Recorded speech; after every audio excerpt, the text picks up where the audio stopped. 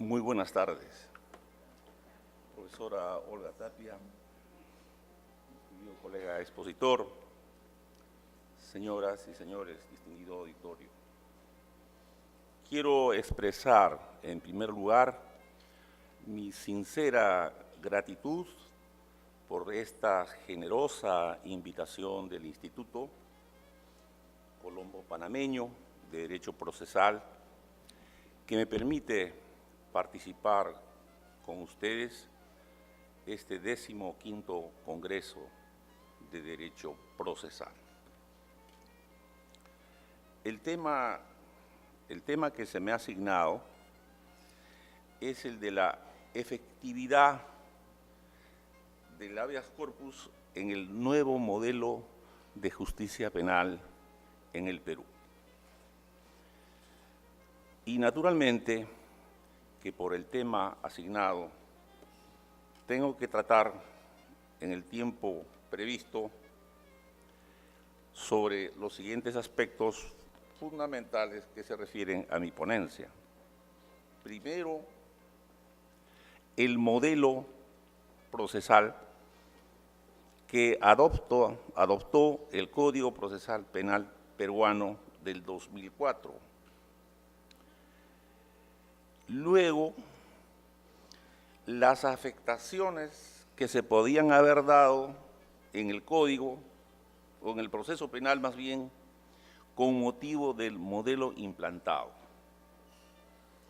Y luego contestar a la pregunta de cuál es la efectividad del habeas corpus como una herramienta para afrontar las afectaciones arbitrarias en el proceso penal.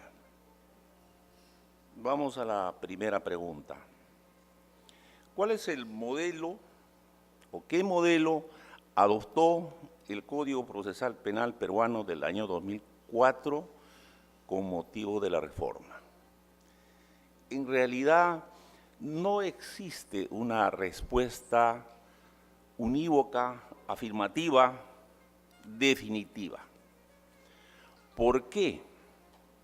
En primer lugar, porque el Código no tiene, lamentablemente, una exposición de motivos. Segundo, cuando uno analiza el Código, encuentra disposiciones que caracterizan tanto al modelo acusatorio, en su mayoría, pero también normas y disposiciones que caracterizan un modelo inquisitivo. Además, algunas otras normas, en menor cantidad, que caracterizan a un modelo adversarial. De manera que efectivamente es un problema que invita a una solución. ¿Y cuál sería la solución? Analizar directamente, como hemos hecho en el equipo de trabajo académico que tenemos, analizar directamente el articulado del Código para llegar a una conclusión, por lo menos propositiva, para proponer el debate. La conclusión a que hemos llegado es que el Código en realidad no es definitivamente acusatorio, sino que es un modelo mixto. ¿Por qué mixto? Porque en su composición, en su contenido, como ya les dije, tiene disposiciones que caracterizan a un modelo y a otro modelo. Pero cuando decimos mixto, no queremos referirnos al modelo mixto del anterior código de 1940,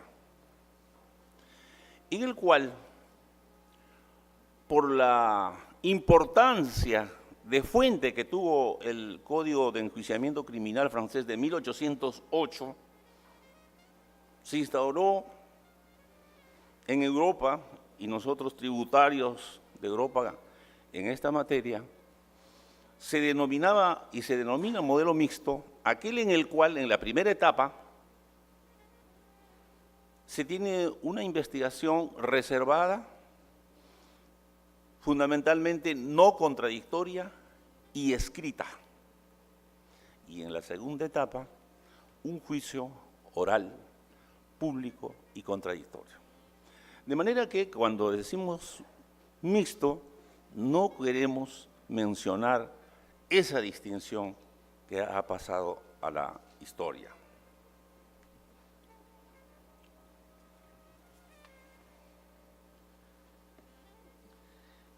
¿Cuáles son algunas de las características más importantes que nos permiten afirmar que es un modelo que contiene importantes características acusatorias? Primero, la separación de funciones entre órgano de investigación, Ministerio Público, y órgano de decisión, juez. Aun cuando en la etapa de investigación del Ministerio Público hay un juez de garantías, que es el que resuelve las medidas de coerción personal y real y los medios de defensa técnica. Además, porque el juez no actúa de oficio, sino en casos muy excepcionales. Además, porque existe una correlación, una coherencia entre acusación y sentencia, y porque efectivamente en el Código está prohibida la reformatio impeius. ¿Cuáles son las características de este Código que apuntan hacia un modelo inquisitivo? La incorporación de la reincidencia y la pertenencia a una organización criminal como elementos a tener en cuenta en la imposición de una prisión preventiva.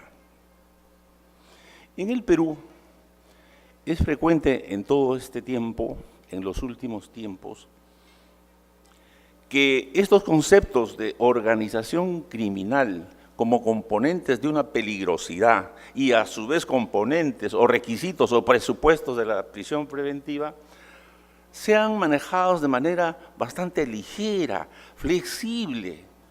Es suficiente que el Ministerio Público ponga una sumilla de que su caso, el de investigación, es de una organización criminal, para que el imputado, sin ninguna fundamentación o motivación adicional racional, resulte involucrado en una investigación que tiene muchas prohibiciones procesales y penitenciarias que hacen más aflictivo su proceso.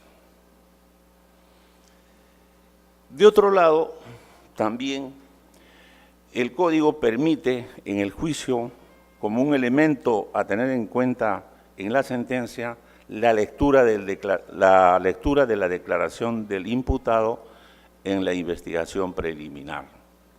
Y no solamente la declaración, sino también otras declaraciones como de testigos.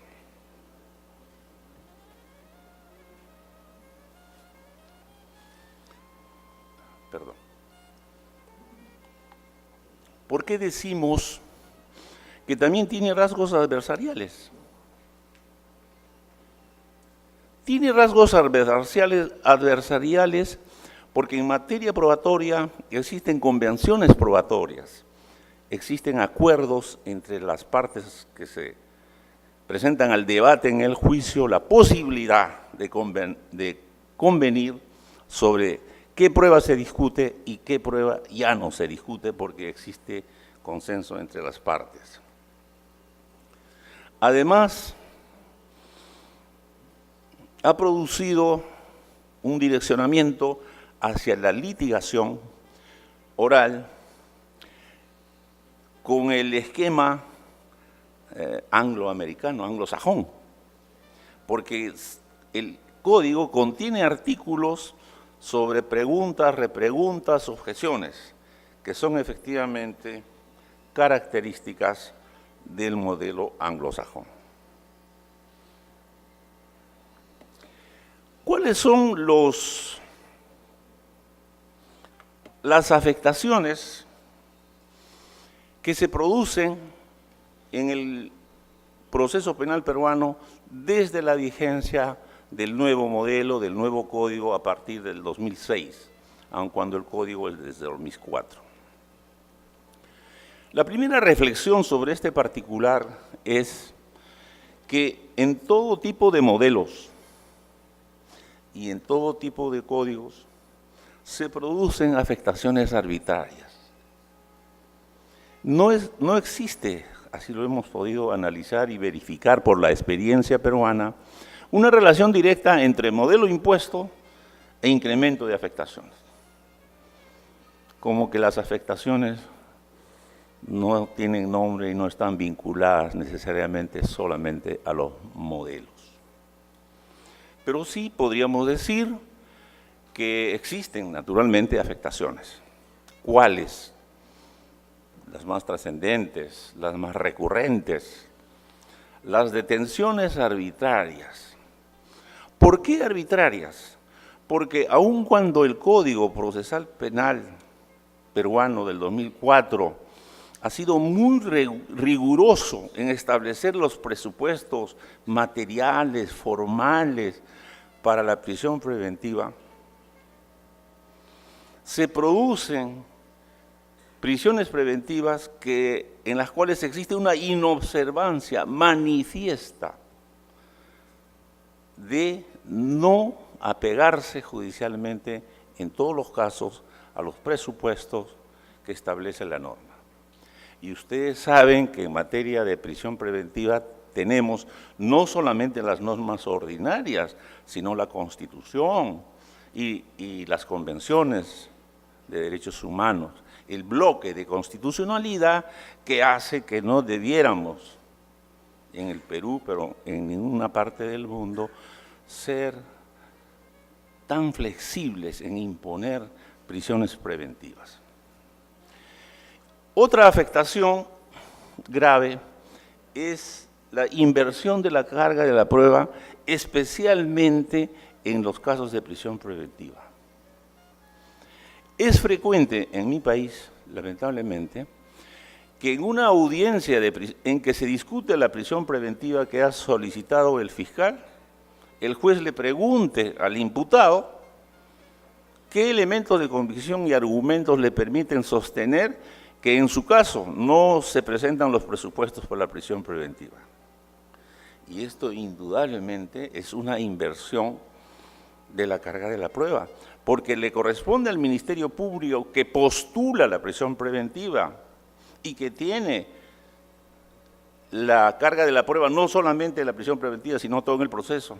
Y fundamentalmente por la presunción de inocencia, no se le puede decir al ciudadano, te presumo inocente, pero tienes que probar que no tiene los elementos para imponerte prisión preventiva. Existe una incoherencia manifiesta, pero lamentablemente es un asunto que hay que corregir. De otro lado, existe en estos últimos tiempos la utilización de la declaración del colaborador eficaz y de los elementos de convicción que el Ministerio Público obtiene en un procedimiento de colaboración eficaz y los pretende utilizar, no es que pretenda, los utiliza en el debate como argumentos para sostener la prisión preventiva. Esto es sumamente grave y debatible. Inclusive profesores como el doctor José María Asensio Mellado, muy vinculado a la reforma procesal penal peruana porque ha viajado constantemente, sostiene que es inadmisible que elementos de convicción de un procedimiento se trasladen a un proceso para solicitar una prisión preventiva cuando no para utilizarlo en juicio. ¿Por qué? Porque él sostiene, y muchos estamos de acuerdo con él, respetando las posturas contrarias o diferentes, porque el procedimiento de colaboración eficaz es eso, es un procedimiento, no es un proceso. Es reservado. No hay derecho de defensa, no hay contradicción. Se producen elementos de convicción, ¿para qué? Para corroborar la afirmación de quien pretende ser tratado como colaborador eficaz y tener un beneficio. De tal manera que estos elementos de convicción en esta interpretación no pueden ser utilizados en el proceso, menos para una prisión preventiva, y el utilizarlos puede dar lugar a un proceso de habeas corpus.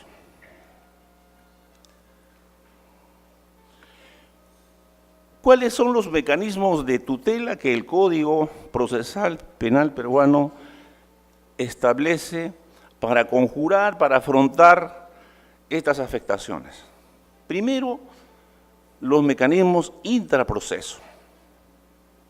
En el Ministerio Público, que tiene la dirección de la investigación, cuando se producen afectaciones arbitrarias al imputado, y puede ser también a otros sujetos procesales como el agraviado, se puede recurrir a una impugnación ante el Ministerio Público en un medio impugnatorio que se llama elevación de la carpeta al fiscal superior.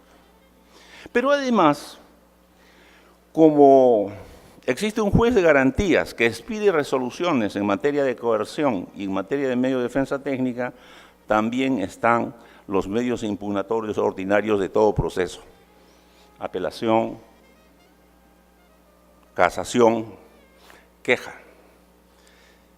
Y existe, a partir del Código Procesal, una institución sumamente importante que se llama tutela de derechos. La tutela de derechos implica que el imputado que considera que se ha afectado manifiestamente un derecho fundamental puede recurrir al juez de garantías, el que en una audiencia que convoca, en que está el señor fiscal a quien se le atribuye efectivamente esta medida lesiva, y la defensa, se discute si efectivamente existe ese supuesto, caso en el cual el juez ampara la tutela de derechos.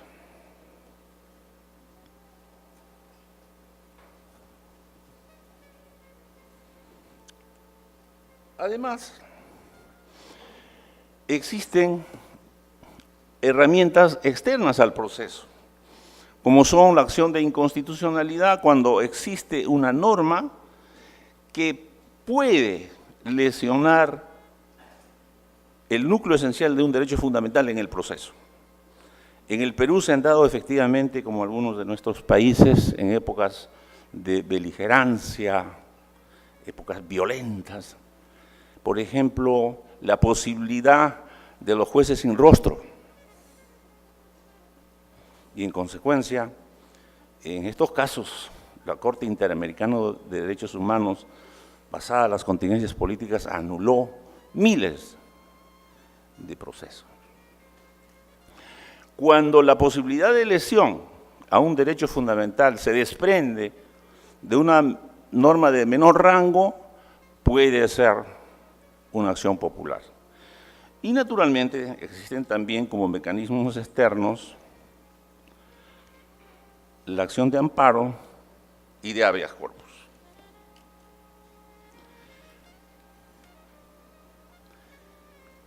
Para contestar a la pregunta de la efectividad del habeas corpus contra las afectaciones arbitrarias en el proceso, consideramos que se puede apreciar la efectividad desde el punto de vista cuantitativo y desde el punto de vista cualitativo.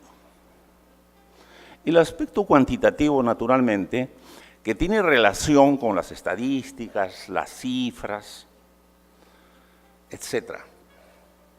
Y el aspecto cualitativo se relaciona con la actividad o con las disposiciones y resoluciones, primero de los mismos jueces, por ejemplo, en la tutela de derechos, pero también con las resoluciones de los jueces constitucionales, especialmente del Tribunal Constitucional. La justicia constitucional, especialmente el Tribunal Constitucional, han expedido resoluciones sumamente importantes que han fortalecido el debido proceso peruano, pero también han emitido disposiciones que han limitado o han recortado las características de un proceso constitucional. Es difícil e imposible tratar todas estas resoluciones. Nosotros hemos escogido, por razones de tiempo, 3 instituciones procesales que son sumamente trascendentes, pero muy debatibles. La sentencia interlocutoria denegatoria, la firmeza sobrevenida y el plazo razonable. Pero también quiero hacer una reflexión. Lo más importante para la afirmación de la tutela de los derechos de los seres humanos no son solamente las normas y preponderantemente las normas, sino la actividad de los jueces, de los fiscales, de los abogados, de los académicos. Las normas se elaboran, pero para que se cumplan a veces se necesitan cambios de cultura. Nuestras sociedades son muy renuentes, muy difícil de seguir el destino constitucional que nuestras sociedades crean en sus constituciones y en sus convenciones.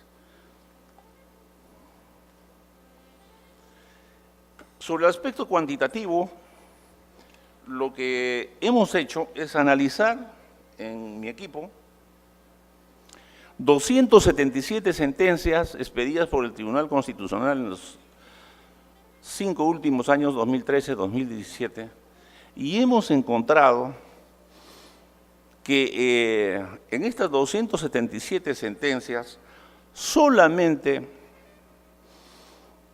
el 47% se refieren a resoluciones judiciales. Tal vez eso de solamente está mal utilizado, por el contrario, disculpen. El 47% de esas resoluciones se dirigen contra resoluciones judiciales y el resto, 37%, a hechos que no se desprenden de resoluciones judiciales.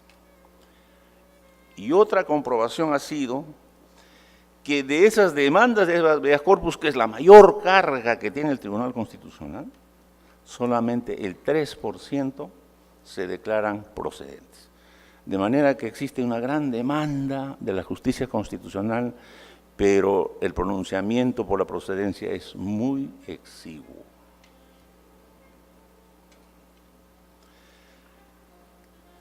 Hablemos sobre estas instituciones que suscitan un debate. La firmeza sobrevenida.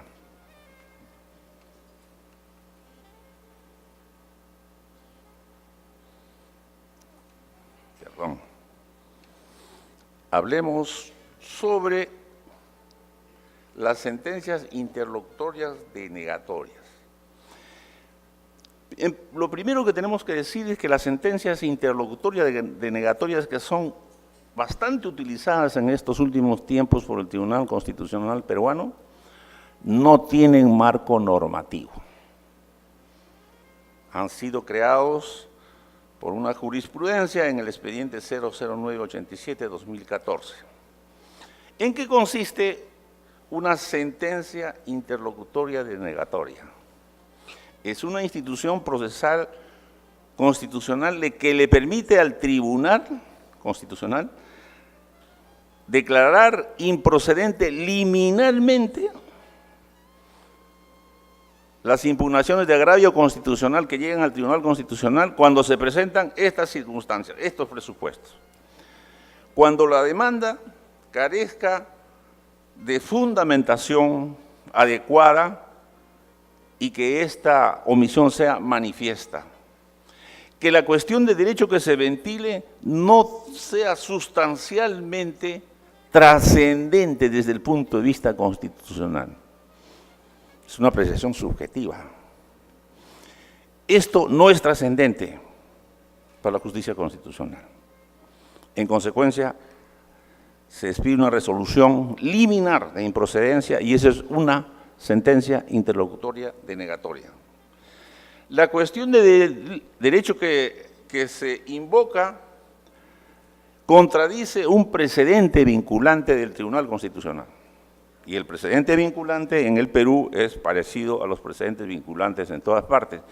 Son declaraciones de fondo que tienen efecto normativo, erga omnes. Y por tanto, si existe una demanda que pretende que se resuelva en sentido contrario, eso debe ser rechazado liminarmente. ¿Qué se ha conseguido con la sentencia interlocutoria denegatoria, que es muy discutida en el Perú? Inclusive el presidente del tribunal, el doctor Ernesto Blume, no está de acuerdo. Tampoco el profesor Domingo García de la UNDE, que es una institución del derecho constitucional peruano, pero igualmente también distinguidos profesores y magistrados sí están de acuerdo. Es un asunto sumamente debatible.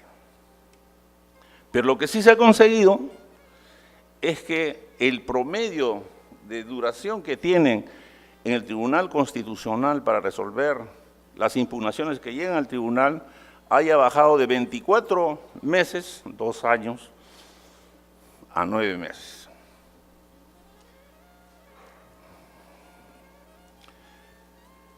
Quisiera hablar de la firmeza sobrevenida, que es otra institución importante, pero también bien debatible.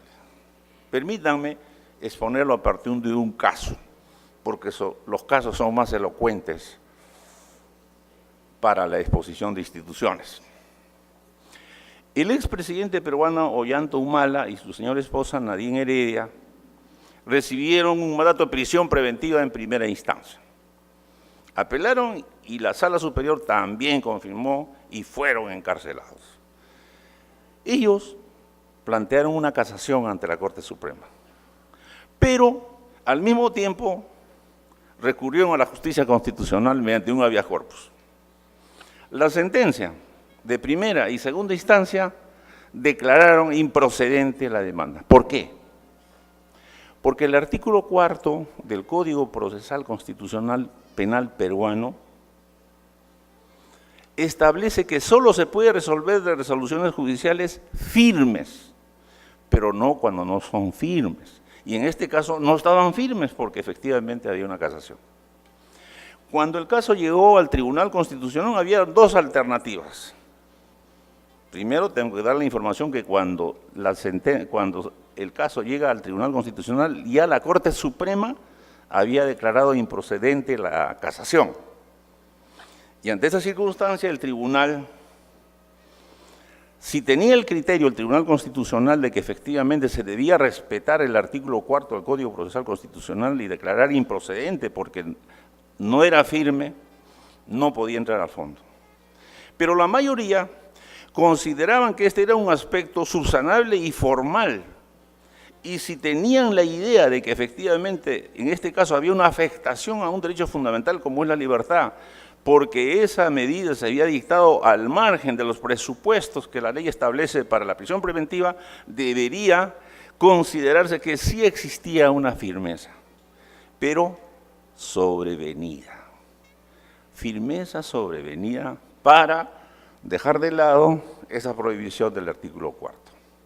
Eso es bastante discutible, tanto que aún dentro de los 4 magistrados que hicieron mayoría, uno de ellos, en este caso el profesor Ramos Núñez, considera que la firmeza sobrevenida no existe, no debiera existir, porque si no, ¿para qué la prohibición? Y que la tutela debía darse no tanto por una firmeza sobrevenida, sino en materia de derechos humanos hay que hacer una tutela integral. Y si efectivamente hay afectaciones de derechos, no solamente por esta tutela integral, sino por el principio pro omnia y pro acciones, se debe entrar al fondo y efectivamente resolver, como en el caso lo hizo, disponiendo la libertad de los recurrentes. Esta es la firmeza sobrevenida que es materia de mucho debate en el Perú. Para procurar... Tiempo, doctor. Disculpe. Muchas gracias, doctora Tapia.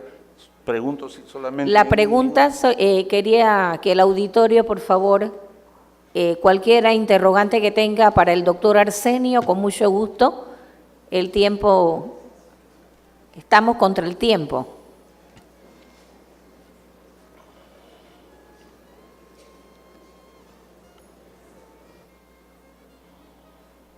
¿Alguien tiene alguna interrogante con relación a la legislación peruana?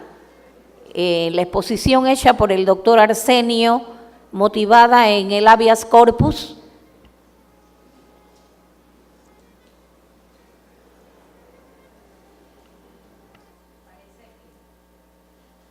Parece que no tienen interrogante para el doctor Arsenio. Recuerden que la República del Perú tiene una coexistencia en materia también de código militar. En el Perú, efectivamente, en determinadas épocas ha habido casi un paralelismo o superposición de la justicia militar sobre la justicia ordinaria, especialmente en esa década tan difícil que el Perú atravesó cuando se enfrentó al terrorismo, en que en determinado momento se resolvió que todos los casos de terrorismo y el llamado traición a la patria pasaran al fuero militar. Pero miles de procesos juzgados impropiamente porque la Constitución lo prohibía en el fuero militar fueron declarados nulos. Finalmente actualmente esa situación de superposición no existe y la justicia militar exclusivamente tiene competencia para los delitos de naturaleza estrictamente militar y no existe esa superposición. Finalmente quiero decir y volver a agradecer, pero este encargo que me ha hecho el Instituto está desarrollado más ampliamente en la ponencia de ese magnífico libro de ponencias que nos han entregado. Y quiero agradecer para retirarme y felicitar por la excelente organización que tienen. Nos hemos sentido atendidos ante los mínimos detalles y muy agradecidos por considerarnos